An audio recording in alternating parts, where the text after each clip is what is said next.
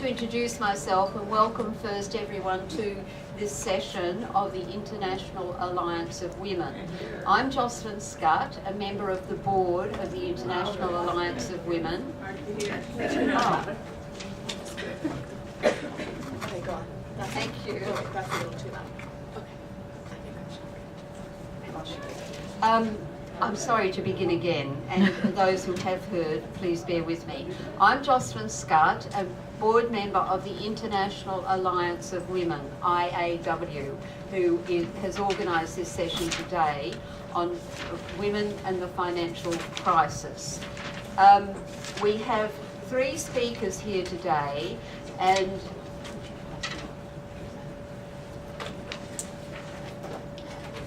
I must first apologise that Dr. Cephas Lumina has been unable to attend today because he's launching his report on the austerity measures and their impact in Greece.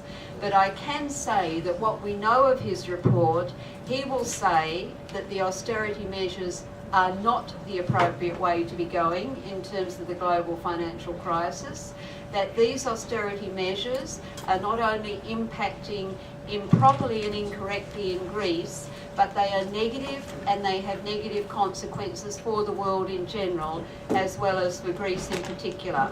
And his report will be available online once it's been launched. But we are fortunate to have with us three experts in the field of the financial crisis, recession and women. Our speakers are Dr. Radhika Balakrishnan from Rutgers University, Joanna Manganara, who is the president of the International Alliance of Women, and Margan Bjornholt, who is a director of policy and social research in Norway. And the way that we will organise it is that Dr. Radhika Balakrishnan will speak first for up to 25 to 30 minutes, and then we will have time for about 3 questions immediately to her so that we can get people involved in what she said, give people a chance to ask questions of elucidation. Then we will move to Joanna Manganara and have several questions after she's spoken, then to Margan Bjornholt and several questions, and then we'll open up for the general discussion for all the speakers. So first I'd like to introduce Dr. Radhika Balakrishnan, who is the Director of the Centre for Women's Global Leadership at Rutgers University, and she is co-author with Diana Elson of the book Economic Policy and Human Rights, Holding Governments to Account, which is a book which discusses and elucidates and analyses the effects of the economic recession on women, financial institutions and human rights. And for anyone who is not familiar with Rutgers University, what I really must say is that it has an excellent approach and recognition and acknowledgement of women's issues. I'm actually a lawyer, and I can remember Rutgers being so important in terms of actually recognising the impact of the legal system on women, that the legal system has inappropriate elements in relation to women. And so I really do say that we are fortunate to have Dr. Radhika Balakrishnan and that she is from Rutgers. Dr. Balakrishnan.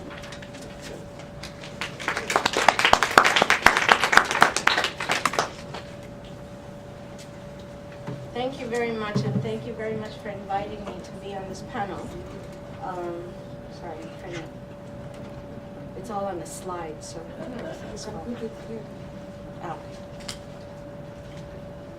Oh.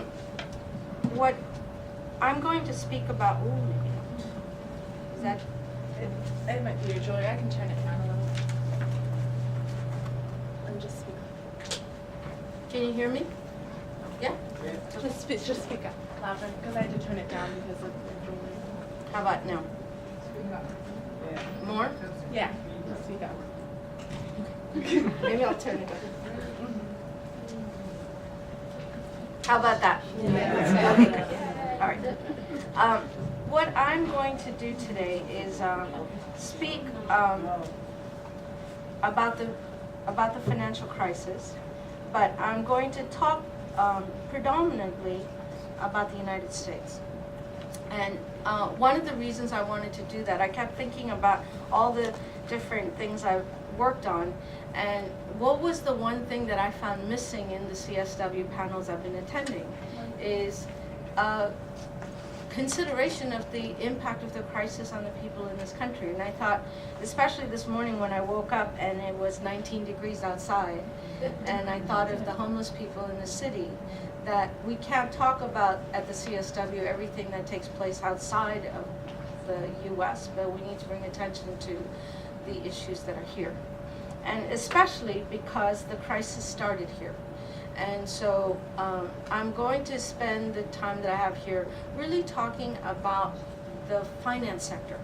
And we always talk about the financial crisis, but we need to talk about what actually happened, what is happening in the financial sector. It was in 2008, and what was interesting to me about the crisis is, and this is an anecdote, but in 2007, I was teaching a class on economics. Could you speak closer to the mic? How's that? There's no echo? No, there No. isn't. All right, it's like really right there. All right. I took a class of mine. I was teaching a class on the global economy, and one of my students in my class wanted to know about the stock market and how it worked. And I said, you know, that's not the kind of economics that I talk about and teach. I don't know that much about how the stock market works. And she said, you know, my father is a very high up at Bear Stearns, and he would be willing to come and give a lecture in the class and explain how the stock market worked. So I said, what a great idea, to have a practitioner come and talk about what it is that was happening. And so instead of him coming to, this is before I was at Rutgers. I taught at Marymount Manhattan College in New York.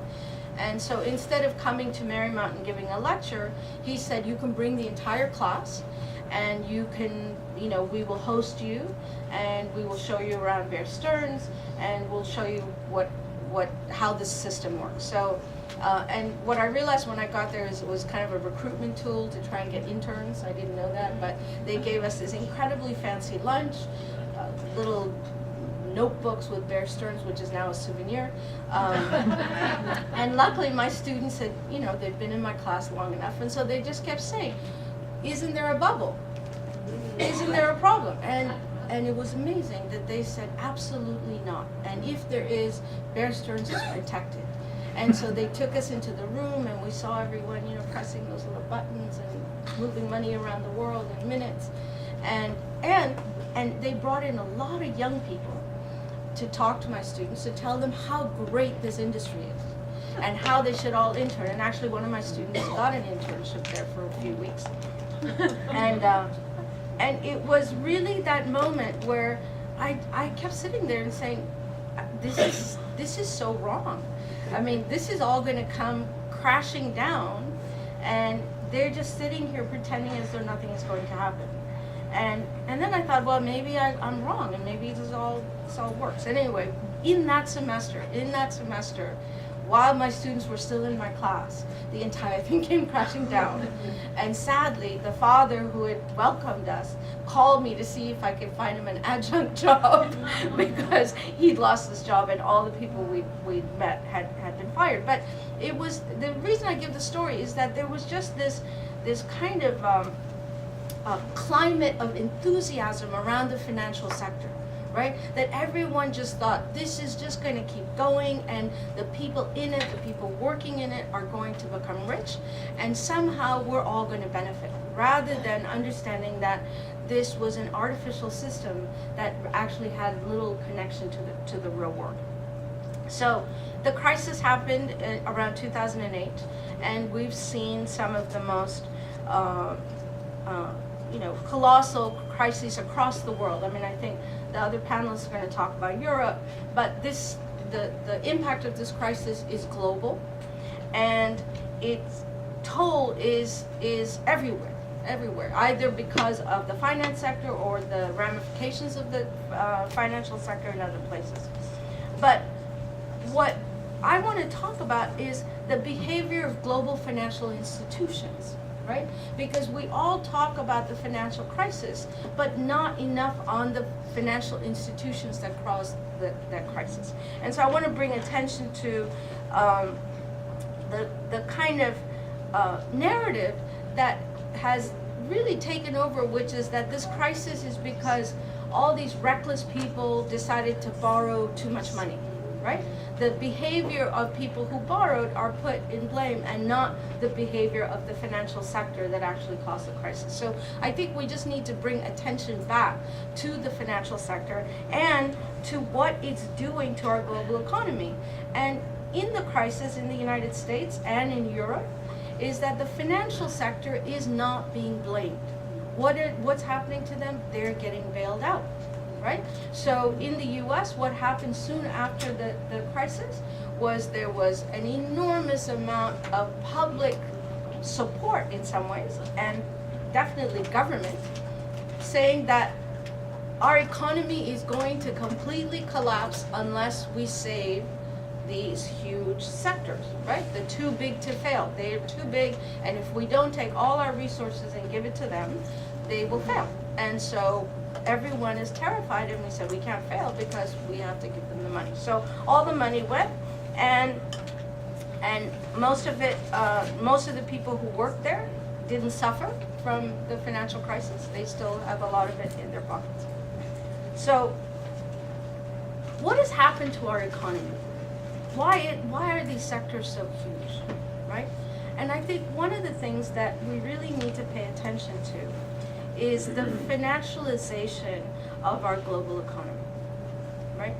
So a colleague of mine who I work with a lot called James Hines, who actually, I'm speaking from a paper the two of us co-authored, said to me, I don't know when, a while ago, he said, do you know that General Motors makes more profits from loaning money for people to buy cars than making cars?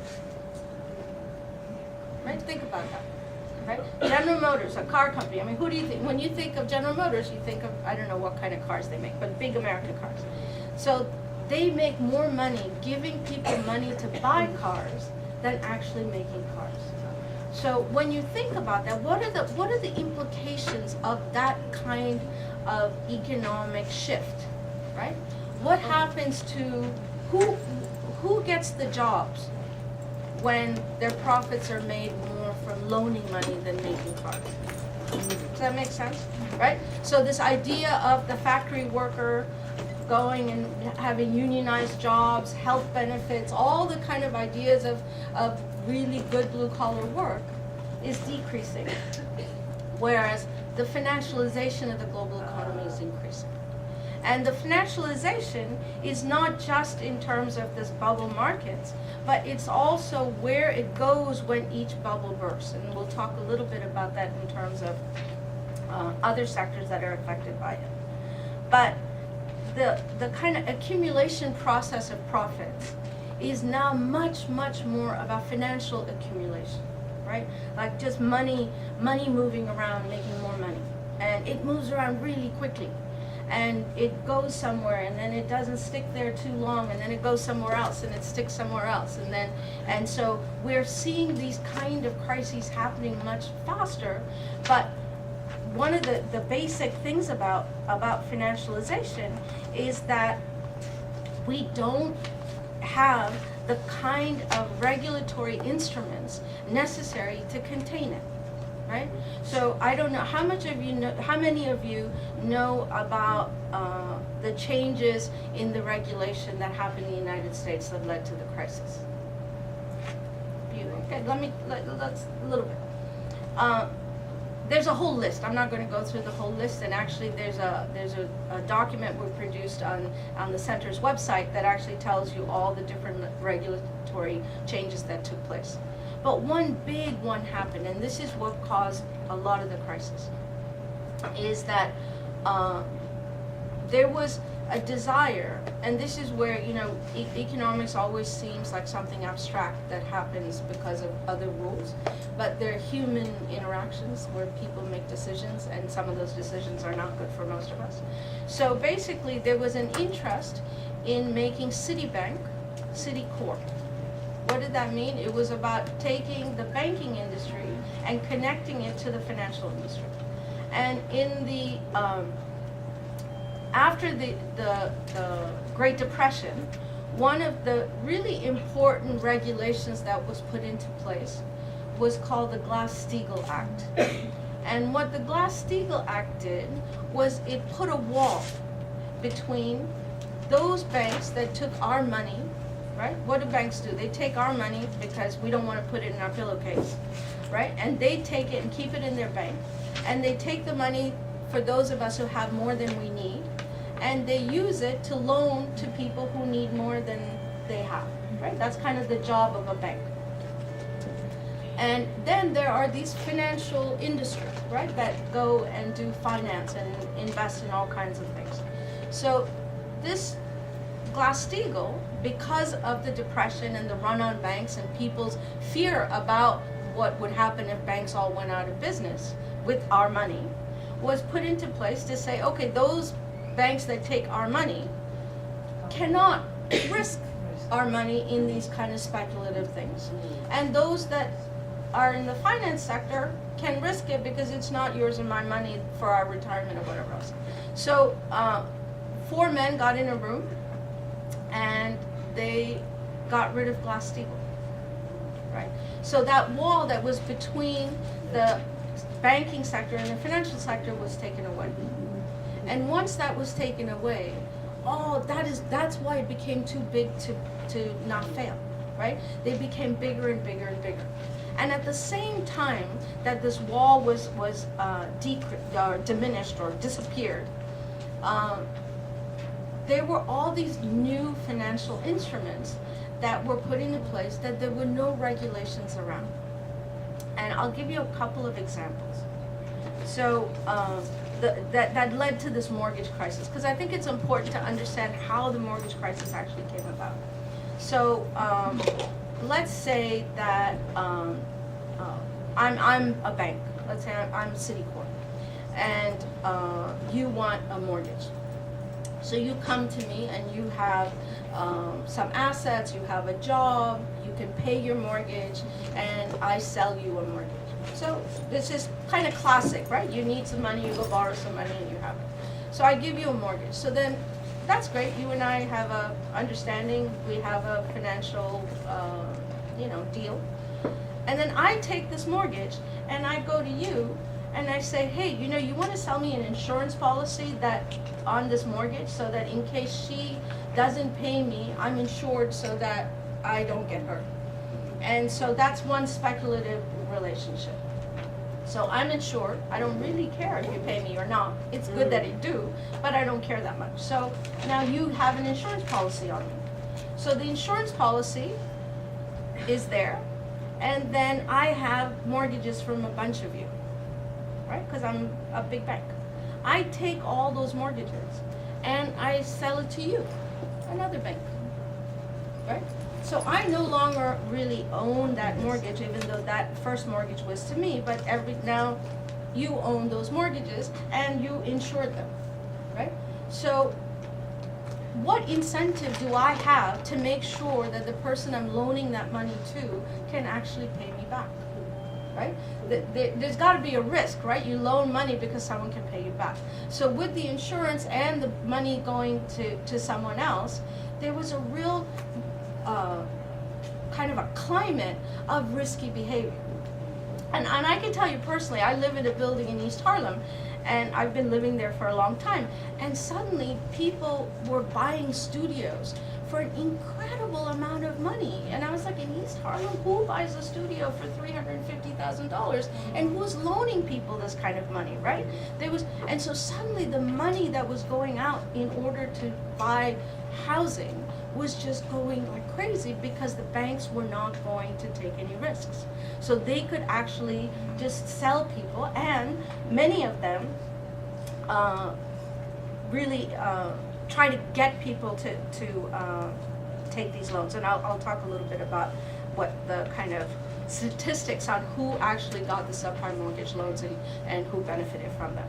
So there are these loans, and they're moving around, and suddenly that's the bubble, right? When they talk about the housing bubble, is that all this money is being infused into the economy because these banks are just loaning money out into the housing sector. The prices of housing is just going crazy, and people's assets, right? We always talk about how Americans, their debt is so huge. Well, people's assets were going up because the value of your house is now, that studio in East Harlem is now $350,000, right? So the person who bought that apartment, and it's actually true, someone bought that apartment for $350,000, their assets are $350,000. They own a home worth $350,000.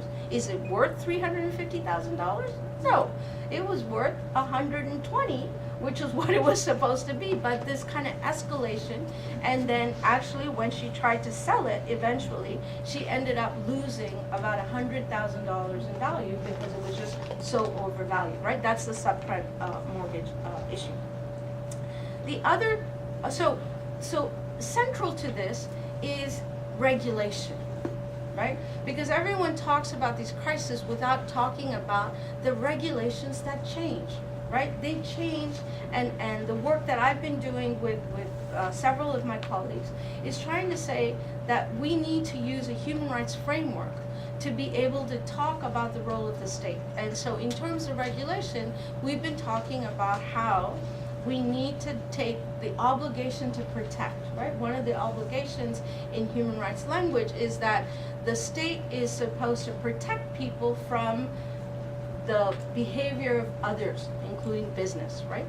So here, this was where the state was in some way complicit with the behavior of business by making these changes that got rid of Glass-Steagall, and many of the progressive economists were screaming, saying, this is a disaster, don't do this, because this is going to lead to a crisis. This was in 1996.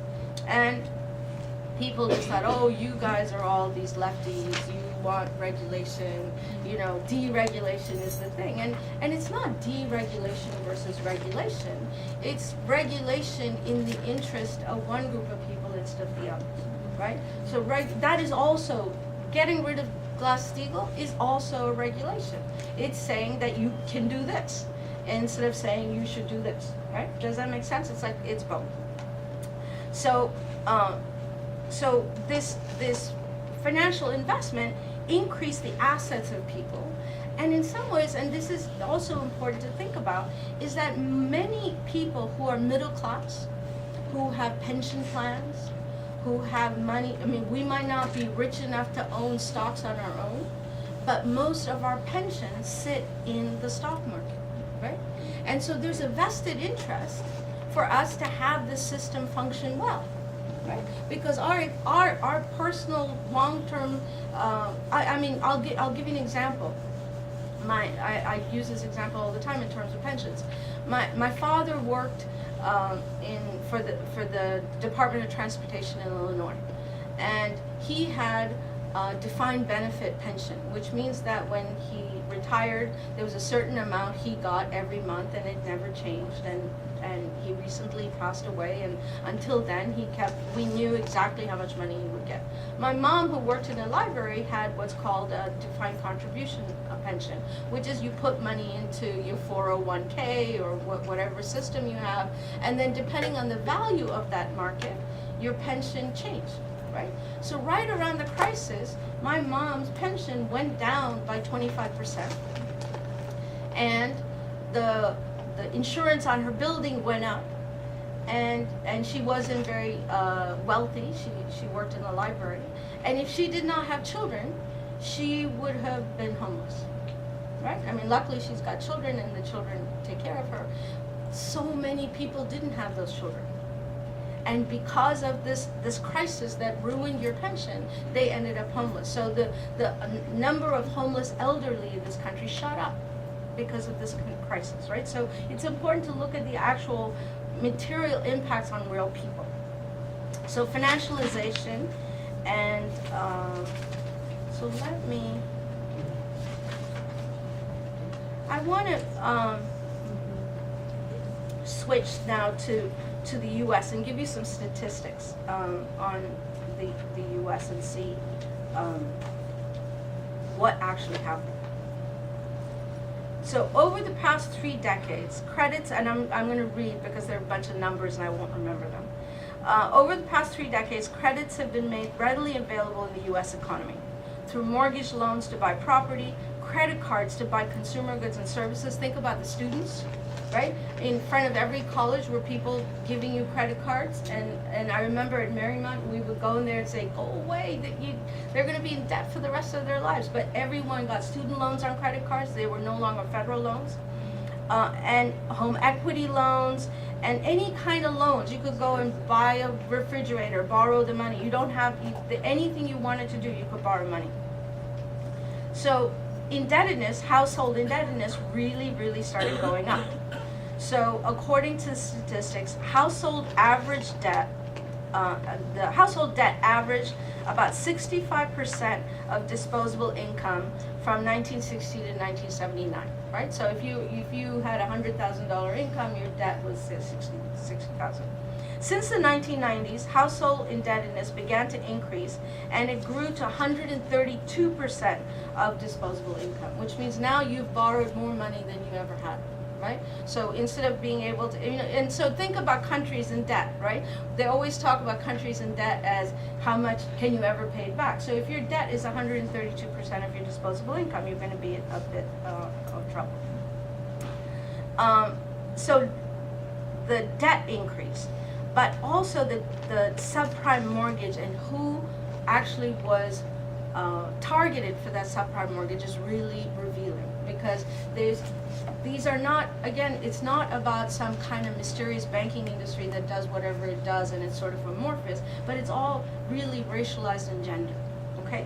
So 2 studies from the Consumer Federation of America examined the race and gender dimensions of the subprime mortgage lending. The subprime mortgage, just to explain the subprime mortgage, these are mortgages that were given to not the person who had good credit and came to get a mortgage, but to people who might not have been able to pay the debt.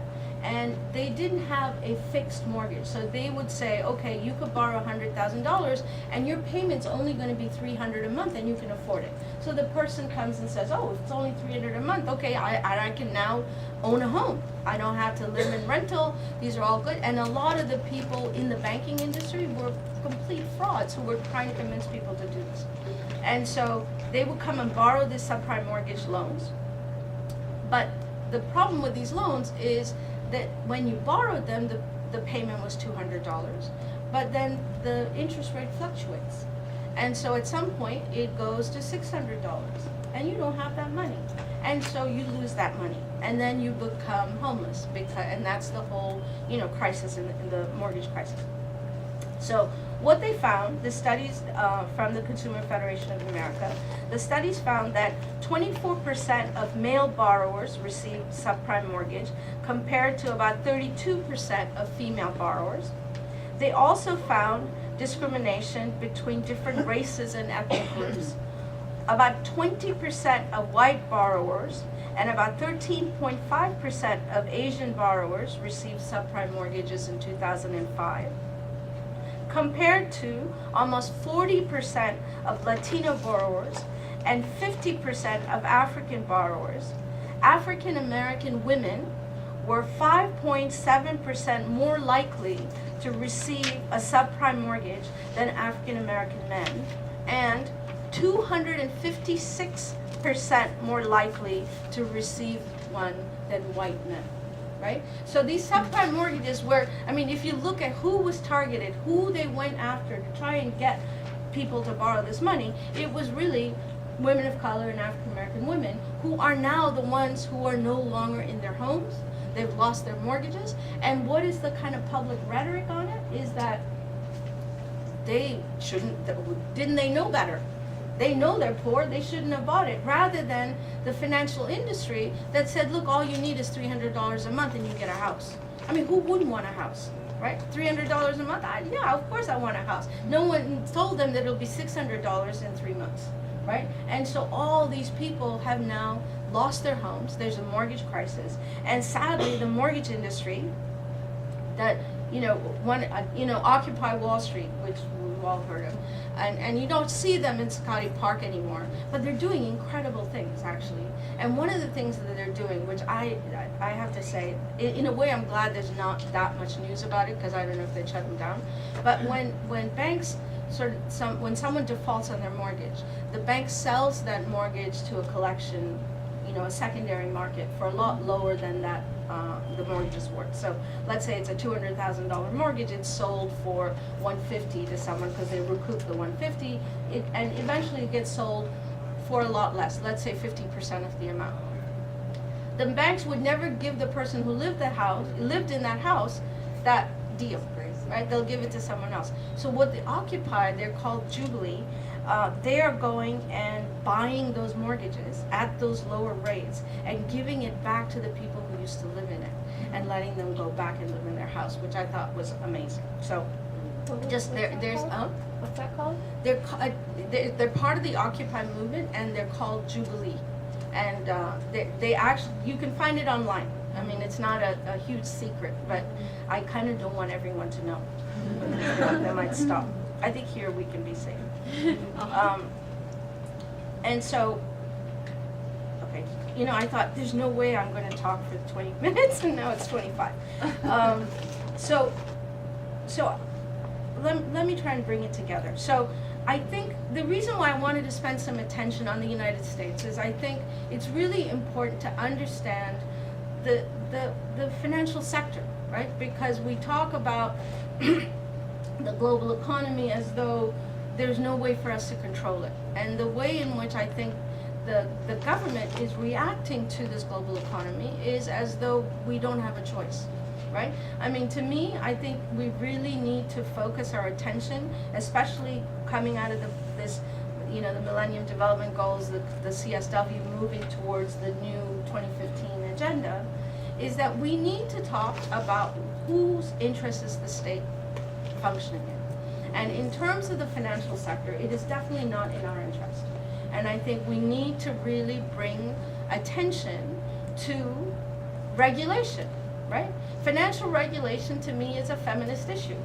And if we look at the ways in which it's impacting women differently than men, we need to be talking about financial regulation. And I've focused on the US, and maybe in question and answer we can also talk about other countries and the impact of this on other countries. But just to one indication is that when this bubble burst, right, and all the money in the mortgage industry, that money had to figure out where else it's going to go, right? It's sitting, because they don't make cars, they loan money for cars, right? So they have to loan someone something else, and they start it's a speculative model. So where did it go? It went to commodity. It started investing in commodities, like food. So what happened to the price of food? Price of food goes up. All over the world, there's now a huge increase in the price of food. Now, is it because there's a shortage of food? No, it's because of the financialization of our global economy, right? So they go and speculate on food, the price of food goes up, farmers can't, women can't buy food because the prices are so high. That kind of speculative food is not the kind that poor farmers are making and growing food and selling in their local market. It's the big markets. And so the food commodity, then oil, and the money goes to oil, price of gasoline goes up, price of heating oil goes up. It has actual real impacts on our daily lives, but it is about this speculative bubble. And one of the other parts, which is not quite food and commodities, is the art world. There's an enormous speculation in art. And so, you've got paintings going for like hundreds of millions of dollars because of this money that's just sort of, I always think of it like some kind of game, of this like Pac-Man or something, and it's just going around trying to place itself somewhere, and wherever it is, it goes and hogs on, and it leaves. It can leave, and this is again why we need to have internationally coordinated regulation, because if you have it only in one place, then they'll say, well, I'm out of here. You want to regulate me, I'm leaving you. And that's happened in many countries when progressive governments have tried to win elections. They've been told, listen, if you don't stop all this regulation talk, we're going to leave and your economy is going to collapse. And so unless there's a coordinated global effort, they can actually leave and collapse economies. And so there's an entire industry. And so I'll end my remarks with one more industry that has really just got me completely furious, is the credit rating agencies. And these are agencies that rate your country's credit rating. I don't know if you've recently been reading that Puerto Rico, their bonds are now junk bond status, right? Now, why is that important? Because the rating that a credit rating agency gives your country determines the interest you pay on your debt, right? So every time they lower your rating, the interest goes higher, which means that the amount of money you have in the government decreases, right? So Puerto Rico's junk bonds, and France recently, and I've said this before, France recently got downgraded, and I forget from what rating to the other. They got downgraded a few months ago. And the reason the credit rating agency gave for decreasing France's credit rating is because they felt that France had its taxes too high and its government spending was too much. And they need to go, and I know you're all going to talk about austerity, they need to cut their spending and not tax so much. And they reduce their credit rating. So who are these credit rating agencies? They're independent, they're almost all American, they're private, there's absolutely no regulation over them.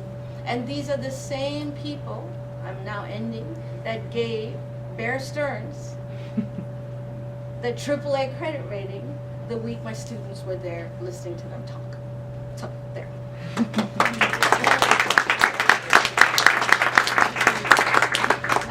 Do you want me to stay here and please answer do. questions? Yes, thank you so much, Dr. Balakrishnan. Now, would there be 2 or 3 questions directed to Dr. Balakrishnan that we can have now and she can respond to, and then we'll move on to our next? Yes. Hi, my name is Blair. I'm a senior at Wellesley College. Can people hear? No. Why don't you come up to the microphone? Yeah. I'm not sure that the microphone's working particularly well, but let's... I can project. I'll project very loud. Yeah. Hi, I'm Blair. I'm a senior at Wellesley College, and I've never taken an economics class in my life. You have to. I know. I really should. I was wondering what some counter arguments to the process you just laid out would be, and how you would respond to those counter arguments. Okay. You want to take a few and then I'll do that? Any, yes? And then you, yes. Perhaps if people say who they are too, sorry, I should have said. I'm Myrna Snart. I'm from Canada and I'm part of the Canadian and International Federation of University Women. And my question is, there's a lot of education that goes on in universities, and I thank you for the 1-year course in half an hour in economics, 300. A lot of comments about the industries. What kinds of ethics courses are universities teaching, not just in economics, but across the board? Thank you. And then, yes. Esther Sonto from Switzerland, International Alliance of Women. Who is controlling the credit rating agencies? Now, the 3, we'll have the questions after at the end. The 3 questions are, what are the arguments against what we've heard, and how would Dr. Balakrishnan answer them? Number 2, what ethics courses are being taught in universities across the board, not just to economists and bankers, but across the board?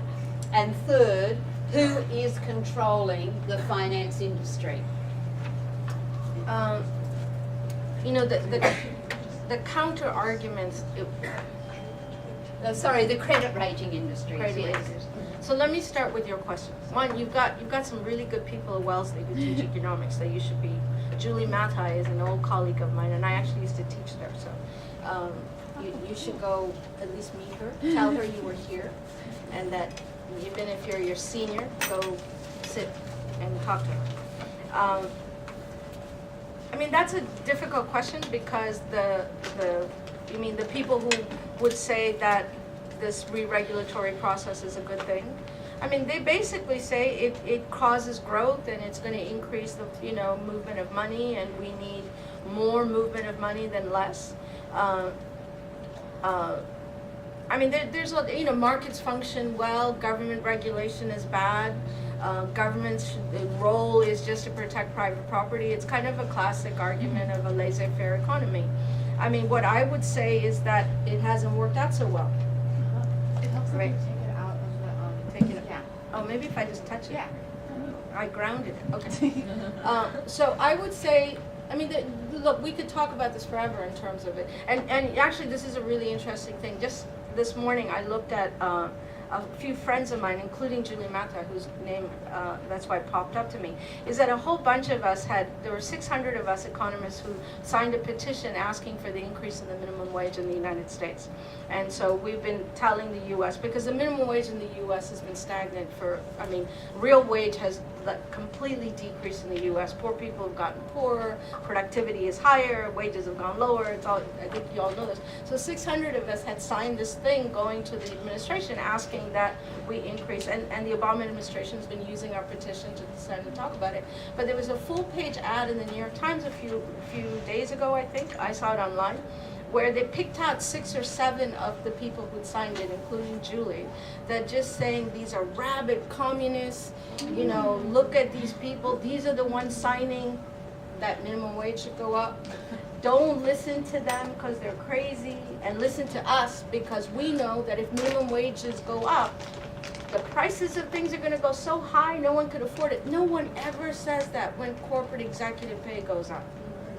Like, not one person ever says when corporate executive pay goes skyrocketing that prices of goods are going to go up. No, but if the lowest, wage goes up by they're asking for $3 an hour, that somehow everyone's going to lose their jobs. It's just this crisis. So there's a lot of critique on the other side, but I think what we need is, sadly, is more progressive voices in the mainstream, because we're not in the mainstream. So in terms of the college education, I think that econ departments don't have ethics classes. I think in some ways we need to start with them in the econ and in the business schools. There are no ethics, but I think there's a climate change a little bit. But I think more in the business schools than in the econ departments. And so now there's more like human rights courses being taught in business schools. But the econ departments, listen, I'm an economist, they're Neanderthal. They don't talk about ethics, they don't talk enough. There's some, with a few exceptions. I think ethics courses as a basic general education for all college students should be required. And for everyone, I mean, whatever your perspective is on how it is, but we need to. And the last one on the credit rating agencies, they're independent agencies. They're not responding to anybody. They are in the interest of the people they rate. So they get money from the people they rate. So who's regulating them? So there isn't one. There is no regulation of the credit rating agencies. I know, but that is not correct. I completely agree with you. So we should write that petition and send it to somebody, and then they'll take a full-page ad out in the New York Times saying that you're all crazy, but I think they are. Thank you very much. Thank you. And there'll be time at the end for more questions to Dr. Balakrishnan. Sorry. I'd like now to introduce Joanna Manganara, whom I mentioned is the president of the International Alliance of Women. She's a sociologist. Her career has been spent in the University of Athens and also within foreign affairs. And I'm very well aware that for many, many years she has engaged in a critique of the economic system and particularly of the financial industry, and is very much on the ball with regard to austerity measures. Joanna Manganara.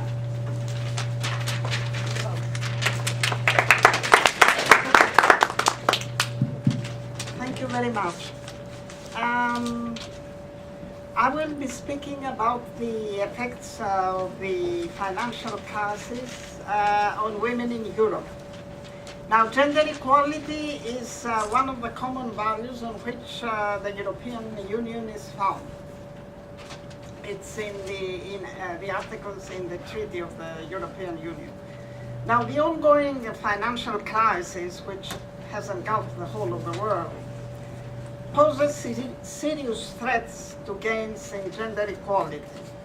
In Europe, recovery plans have failed to acknowledge, to understand, to analyze or rectify the gender impact of the crisis. And as we all know, the crisis is having a differentiated impact on women and a much higher one.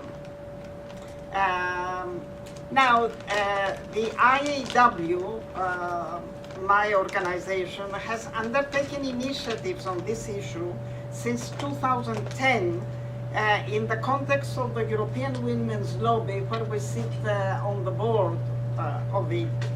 And we submitted an emergency motion during the General Assembly of 2010 on women and the financial crisis, asking the European Commission and the relevant EU authorities to take urgent measures in order to handle the crisis with a gender-sensitive approach. This motion was adopted unanimously by everybody. Now, 2 years later, we organized a seminar in the context of the General Assembly of the European Women's Lobby in Budapest in May 2012, where we invited organizations from the south of Europe to speak about their experiences. We also invited France. And the seminar was very successful. We adopted a manifesto, and then the European Women's Lobby decided to proceed with a research study on the impact of the austerity measures on women in Europe, which was published in 2012. Now I will present some evidence from this study, as well as recent research from a range of sources in Greece and Europe, that shows that austerity policies in Europe undermine women's rights, perpetuate existing gender inequalities, and create new ones. I will look at the differential impact of the crisis on women and men in the labor market. I will focus on cuts in public sector jobs and wages. And second, the impact of cutbacks in public services and benefits on women and gender equality. And now Greece, as you know, has been the first country in Europe to be severely hit by the financial crisis, which exacerbated its problems of high public indebtedness, mainly caused by mismanagement and tax evasion, especially by the well-off.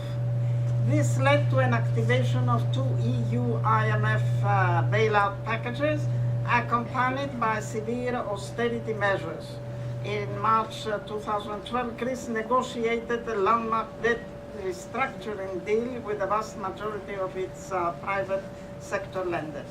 Now, concerning employment, in many European countries, including Greece, although men's employment suffered more in the early stages of the crisis, in 2010, women have suffered and have been affected as men. The crisis has reversed the progress towards the EU female employment rate target of 75% on the basis of the 2020 Europe strategy of Europe in 22 EU member states.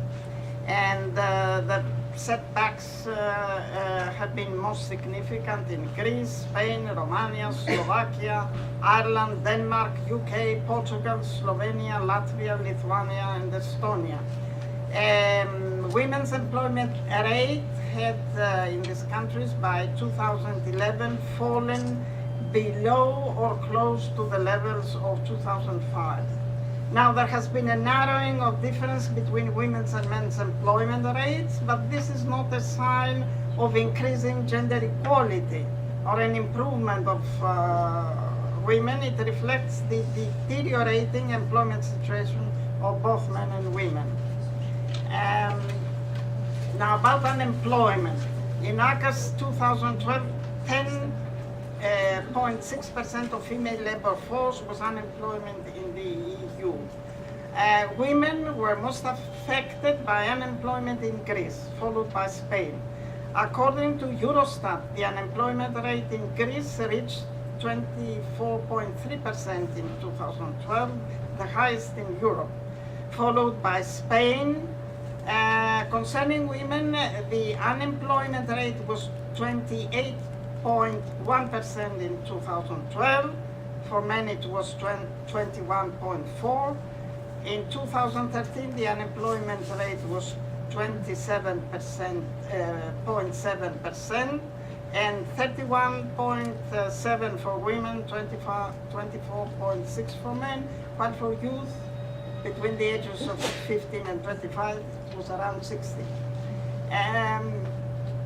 Now, since the beginning of the crisis, women continue to show an overrepresentation in unemployment rates and an underrepresentation in employment rates, and this signifies that the previous trend up until the crisis has been totally reversed. I will now concentrate on the effects of austerity measures on women in Europe in the labor market, focusing on cuts in public sector. These cuts have been a typical government response to the crisis, and are a major, of course, threat to gender equality in employment, because women amount for almost 70% of public sector workers in the EU. In addition, the public sector is the driver for gender equality in employment in many countries, as it provides better employment opportunities, better wages, and an extensive public sector where women work in majority has tended to reduce the average gender pay gap. Now, public sector wages have been cut in Greece, Latvia, Romania, Lithuania, Spain, Ireland, Portugal, Estonia, Czech Republic, Slovakia, Slovenia, and Hungary, while in the UK and France they have frozen pay.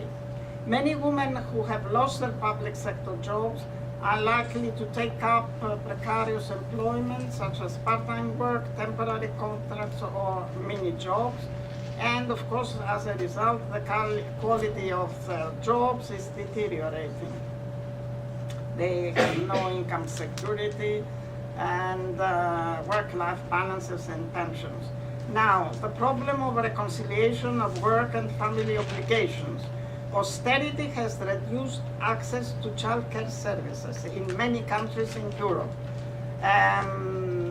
In Greece, as a result of a reduction of state budget allocation to municipalities, a great lack of stock in social care services, and closing down of municipal creche and nurseries has taken place. Also, in some countries, access to public daycare has been reduced by new rules. What are these?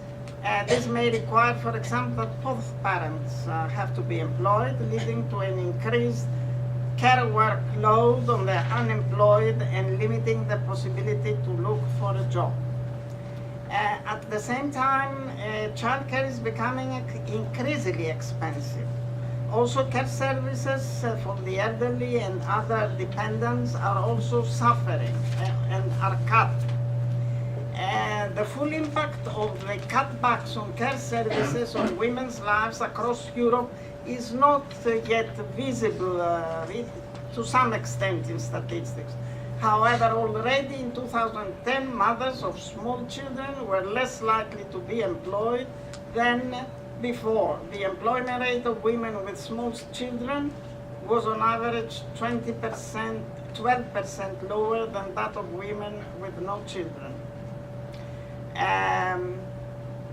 These figures, which are likely to worsen in the coming years, indicate that the crisis and austerity policies risk destroying years of progress towards a more equal division of care responsibilities between women and men.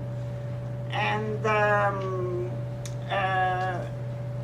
the shift from public care services to unpaid care work within the household poses a severe threat to gender equality in Europe. Because austerity is leading to a reprivatization of care and a shift towards more familialist welfare systems where family members, mainly women of course, are expected to take over the responsibilities that were once public. Such a shift also means a return to more traditional gender roles. Several governments have also made savings through worsening the payments and conditions of statutory care-related leave and other care-related benefits. In Romania, for instance, in 2010, the government cut the maternity leave benefit to 65% of the previous payment and reduced the length of the leave. Also, austerity measures have slowed down the efforts to establish paternity leave and other measures to encourage men to share care responsibilities. Reduction in care benefits have also reduced the real income of women with care responsibilities and weakened their economic independence. Lone mothers in particular are being pushed into economic insecurity. Now about health. In the aftermath of the crisis, public spending on health services was reduced significantly in EU member states. As regards to healthcare, the cutbacks have reduced access to services and downgraded their quality. Reductions in the availability and affordability of health care have gender consequences because they affect the gender division of paid and unpaid labor to the disadvantage of women.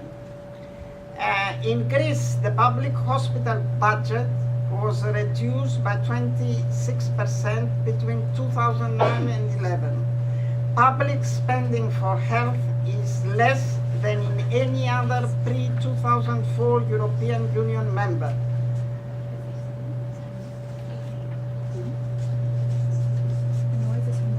State funding. It's the heating. State funding for mental health decreased by 20% between 2010 and 11 and by a further 55% between 2011 and 12.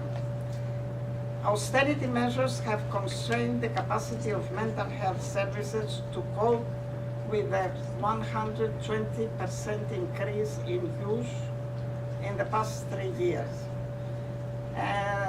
Prevention and treatment programs for illicit drug use faced large cuts. In 2009-10, a third of the street work programs were cut. Researchers from the Greek National School of Public Health reported a 21% rise in stillbirths between 2008 and 11, attributed to reduced access to prenatal health services for pregnant women. There has also been a 19% increase in the number of low birth weight babies between 2008 and 10.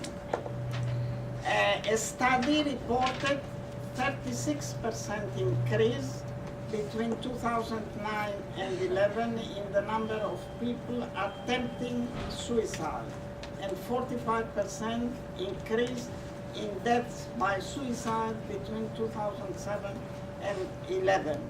The public health system in Greece has become increasingly inaccessible, in particular for poor citizens and marginalized groups, due to increased fees and co-payments, merging of hospitals and closure of healthcare centers, and more people losing public health insurance cover, mainly due to prolonged unemployment. While initially focused on vulnerable sectors of the population, such as migrants and community clinics are attending to an increasing number of Greek citizens, actually. Cutbacks in care and health services also lead to a privatization of care and a return to traditional gender roles, to the detriment of women. Now, I would like to say a few words about the economic policies in the world and in Europe. We are concerned that economic policies are increasingly disconnected from the real lives of women and men in the EU. Many of the current austerity measures are not based on long-term social considerations, but on short-term budgetary restrictions. The realization of human rights should be the central goal of economic policy, because what is economic policy but for the people? Austerity policy should be looked within this human rights framework. If we do so, we realize that austerity policies violate the principle of non-retrogression of economic and social rights, as well as the progressive realization of these rights. Thank you.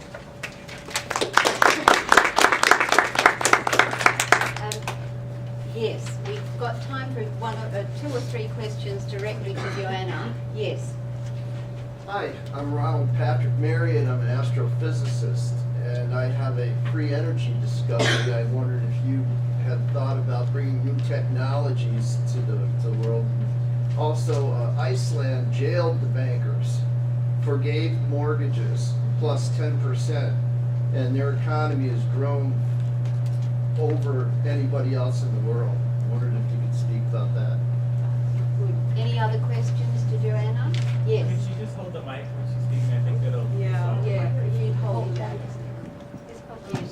Or maybe you can make it louder. I think it's. Is it the loudest? I think it's just grounding it. I think it's too loud. Take the mic out of the hole. Maybe it's off. No, it's not. It's on. Hold it. While we're dealing with that, is there another question? Yeah, it's like it's not working here.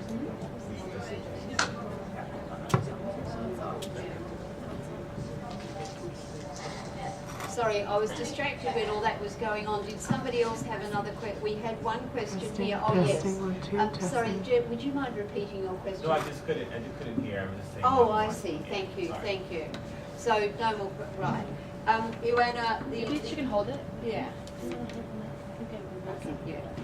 The question is that what about the issue of new technologies and their possible positive impact, and the issue about Iceland, how Iceland dealt with the crisis was by jailing the bankers, forgiving the mortgages, and other measures that meant that Iceland has survived as an alternative to other countries that have paid the bankers bonuses and bailed out the bankers. I totally agree with you, but unfortunately the climate in my country is very different. So what to say? If we had this approach, Greece would not have the problems it has to such an extent. Not that, everything was okay before many problems. Anyway, it would not be so harsh as it is now. Thank you. Thank you very much, Joanna.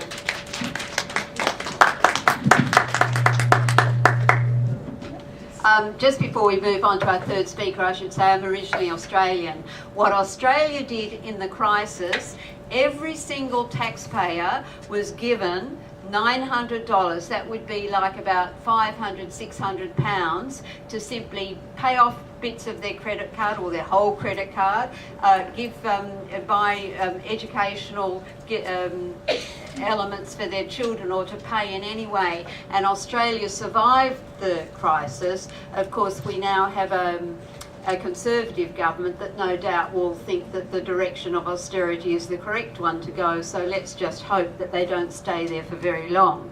But now I'd like to move to our third speaker, who is Margan Bjornholt, and who has just published a book called Counting on Marilyn Waring, New Advances in Feminist Economics. It's edited by Margan with Ailsa Mackay, and it's based on, I'm sure that people know Marilyn Waring's book, that was called, in some countries, counting for nothing, and in others, if women counted.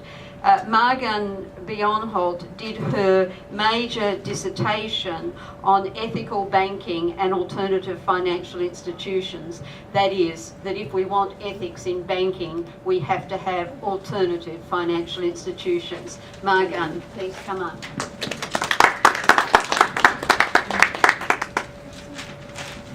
Thank you very much. I'm really honored to be here on this very distinguished panel, and thank you so much for your interesting presentations.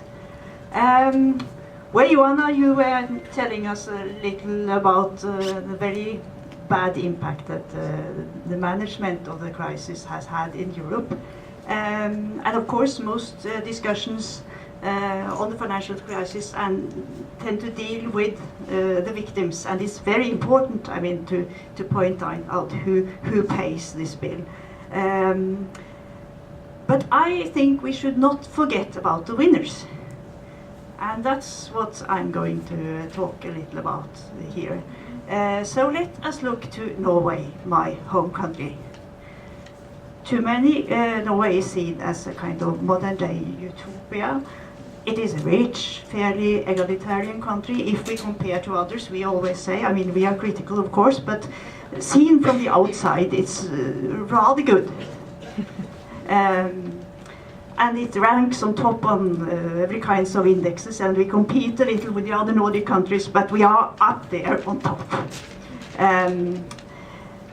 Norway has also been a very strong promoter of human rights. Internationally, and also in Norway, the human rights have been incorporated in national law, including the CEDAW. In contrast to many other countries, Norway was hardly affected by the crisis. Not that we distributed money directly to people like Australia did, but they used counter-cyclical spending, and the crisis was very soon over in Norway. On the other hand, there is another side of this picture. Last year, Attack Norway presented a very interesting report, which was called On the Other Side of the Financial Crisis, where they showed that Norway actually it was not only that Norway was not affected, but Norway actually gained from the financial crisis. Both because of the investment it made in the major banks that caused the crisis before, and afterwards as a creditor in the Eurozone, and partly responsible for imposing the harsh conditions on the indebted countries. And still, Norway gains. And one of the main reasons that Norway gains from the financial system and from what we could also say the ongoing consequences of the crisis is because of the Norwegian Petroleum Fund. But it also had an ownership in banks that were rescued by the state and also invested in Europe. But I will concentrate a little on this Petroleum Fund. I think all the world is looking with envy on this fund, and economists tend to be extremely impressed by this fund and the way it is being operated. In contrast to many other countries, for instance the UK, when Norway discovered oil, the oil production was organized as a state company. I wonder if that would have been possible today. Probably not. But it was. So the revenue from the oil went to the Norwegian state, and it still does. The revenue is administered by a sovereign wealth fund owned by the Norwegian state, operated through the Norwegian Central Bank. And now it has changed its name, and it has conceptually been slightly detached from the oil. So it's called the Government Pension Fund Global, because we also have the real government pension fund. It is the largest sovereign wealth fund in the world. and it owns 1.2% of all the world's listed stock. I mean, Norway is a very small country. We are 5 million people.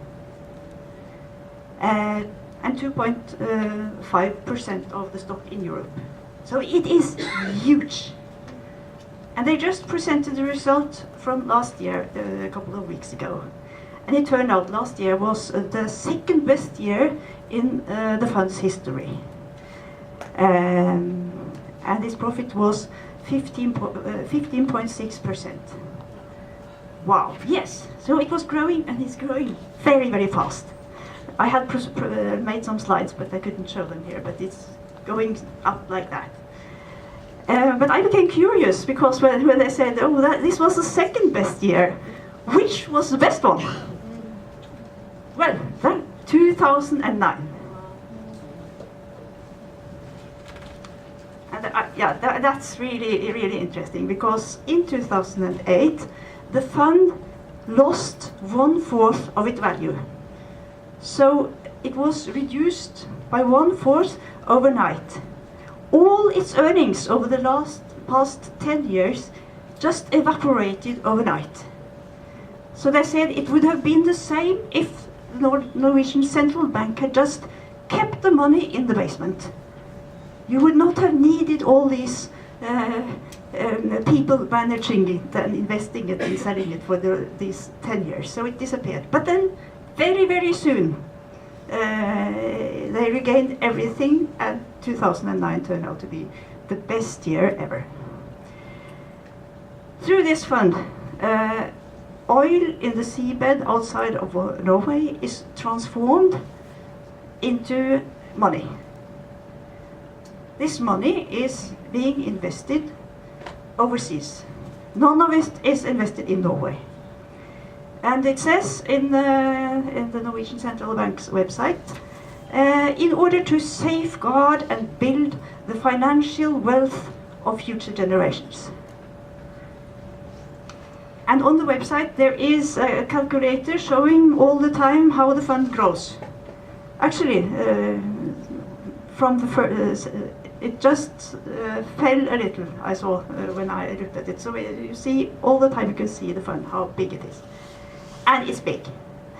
So on the 26th of February, it was 5,089 billion Norwegian krona. That would be $844 billion. And other countries, other oil-rich countries have also set up such funds. And those who have not tend to look to Norway rather enviously, like Canada. And there has been a long-running debate there about whether the federal government or the provincial governments of oil-rich provinces should set up, and now I cite an economic commentator recently, the sort of sovereign wealth fund that has made Norway stupendously, incomprehensibly rich.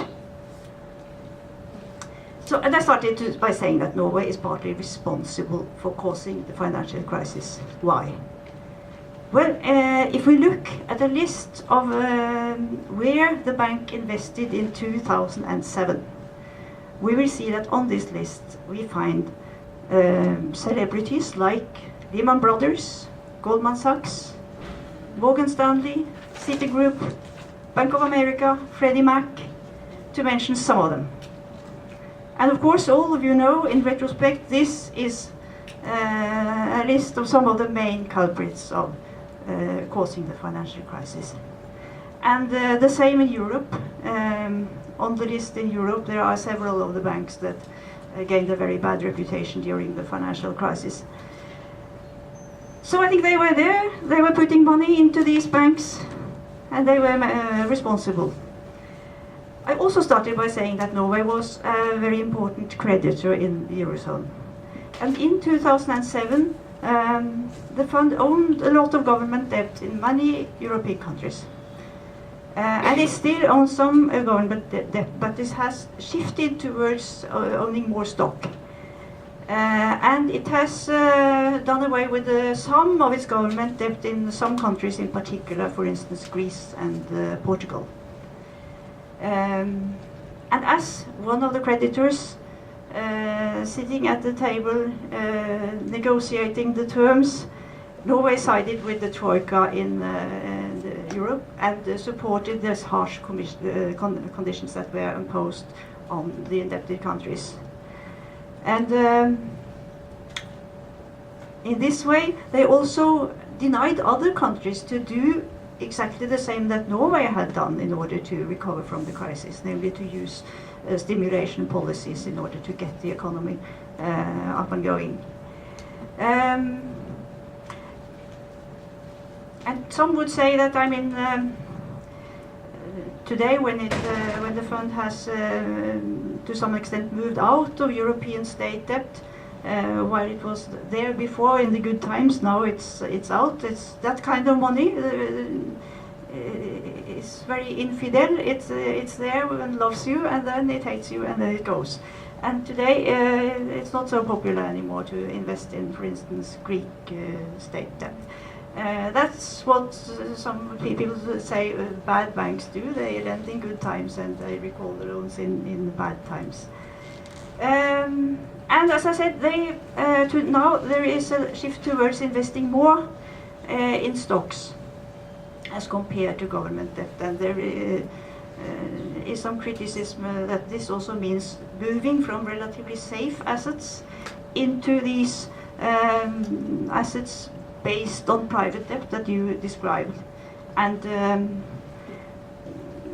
one could say that that might perhaps be a little dangerous in retrospect. Emerging markets is also a new important part of the investments according to their new strategy. And then we have real estate. Quite recently, from 2010, the fund started to buy buildings in London, New York, Boston, big cities. So they own buildings in New York, and they own big buildings in London.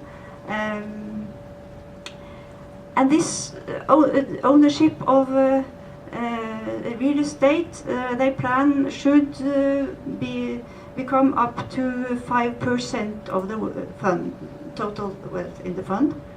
That would make this fund the biggest real estate investor in the world. What is quite interesting is that these real estate investments are handled by subsidiaries in Luxembourg, for instance, and in other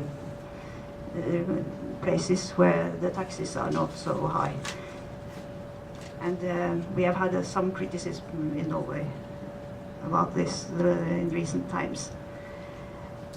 And I think with these real estate investments in big cities, Norway has become part of a group of super rich foreigners, and many of them from very different countries and for very different reasons, who are placing their money now in real estate as a way of using it as a kind of a secure currency.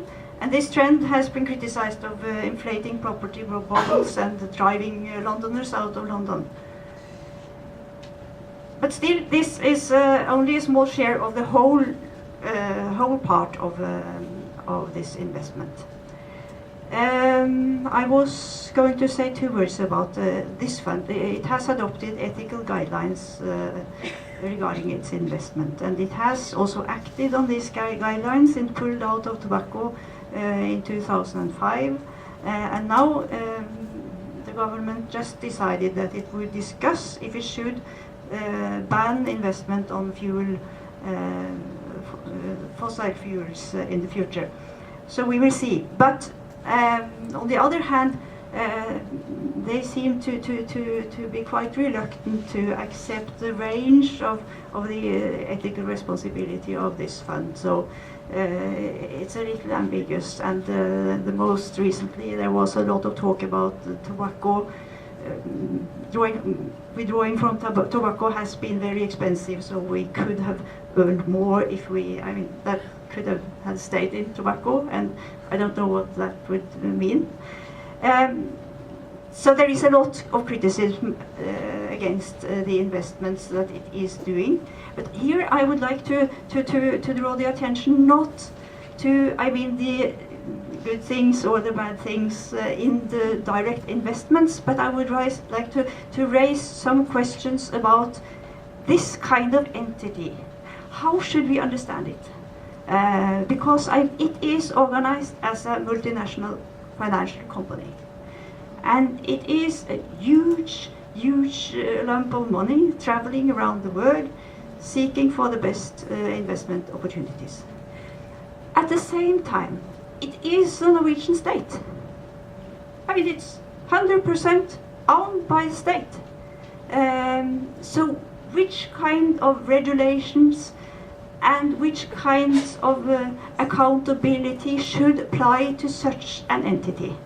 And I do not have the answer to that, of course, but I just put this question out to you, and maybe we can discuss it together. Thank you very much for listening. Thank you very much, Margan Bornholt. Now, there are 2 or 3 questions directly to Margan that we'll have now, and then open it up for general questions to the 3 speakers. Yes. Now, my question is, can I become a Norwegian citizen?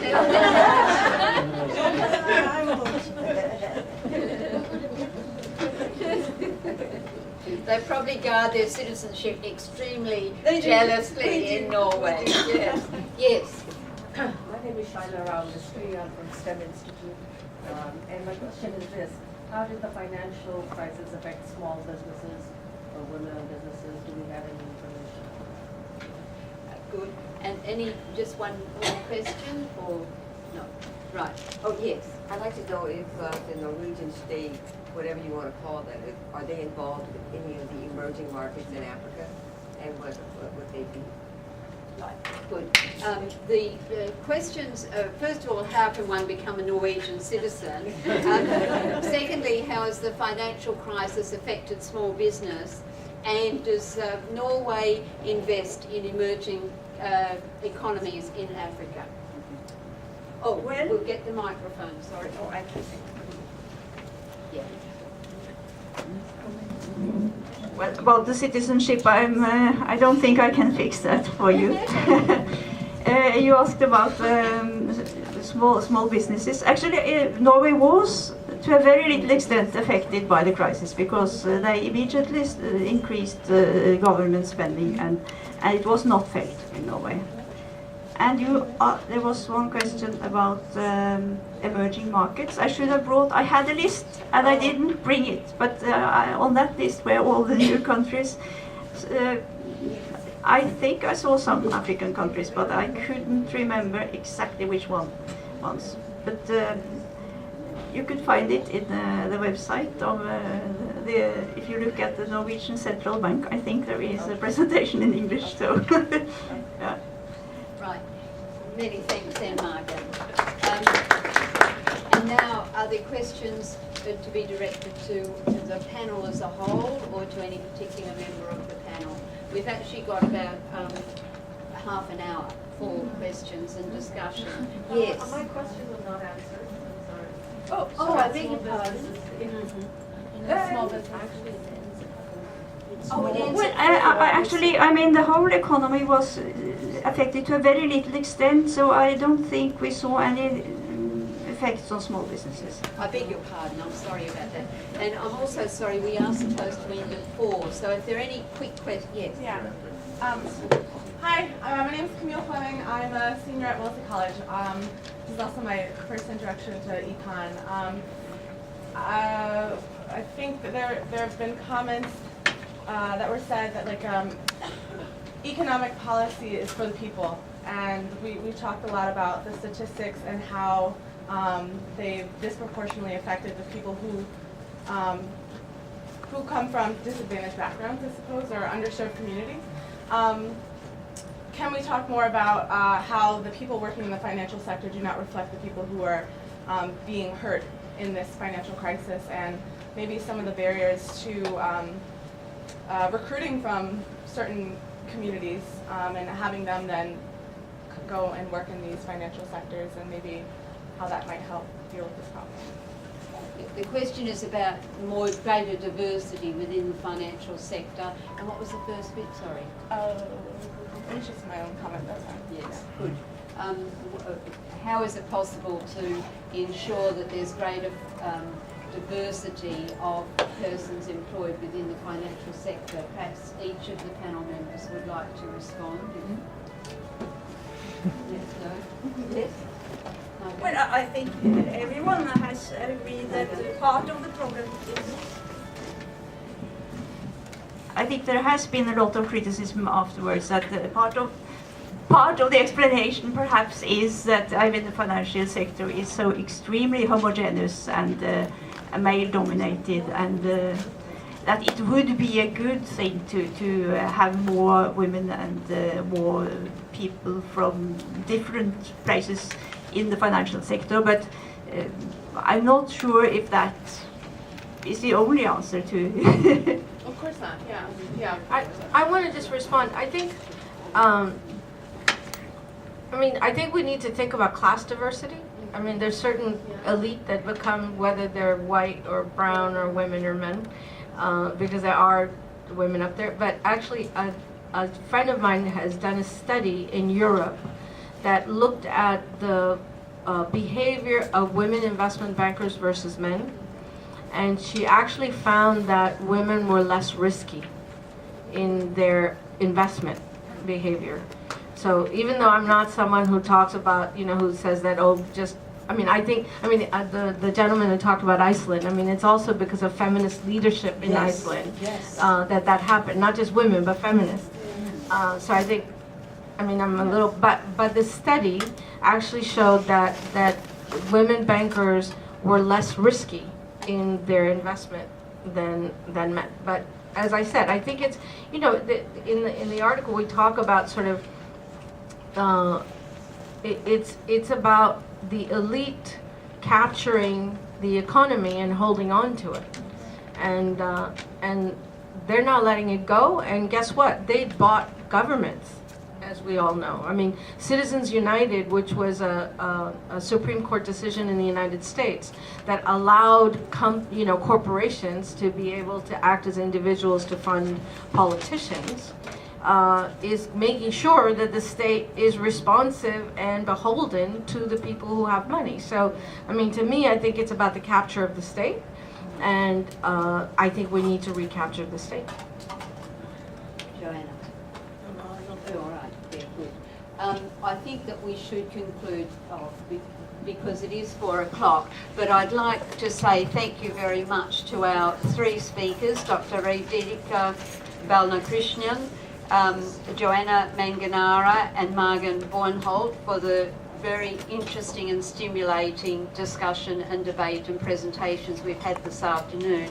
But before we do that, I really should add that I wasn't implying that because every Australian taxpayer got $900, that's what drew Australia out of the financial crisis. What was adopted were Keynesian policies, that is stimulation of the economy. And the other point I wanted to make is that lawyers traditionally and compulsorily have ethics as a subject, and many people would say that actually hasn't improved ethics amongst lawyers.